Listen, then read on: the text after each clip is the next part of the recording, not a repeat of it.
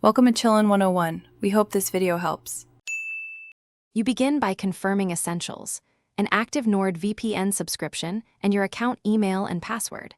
Next, make sure your device has internet access and supports the Nordvpn client or protocol you'll use.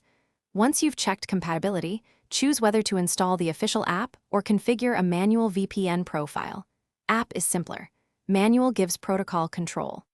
Now open the device's App Store or Settings page and prepare to authenticate. This first step gets you into the flow quickly, so you can add the device. You should now install or configure the connection. If using the app, download it from the official store, open it, and sign in with your NordVPN credentials. Grant permissions the app requests so it can create a secure tunnel. If you chose manual setup, import the provided Nordvpn file or enter the server address, protocol, and your username/password into the device VPN settings.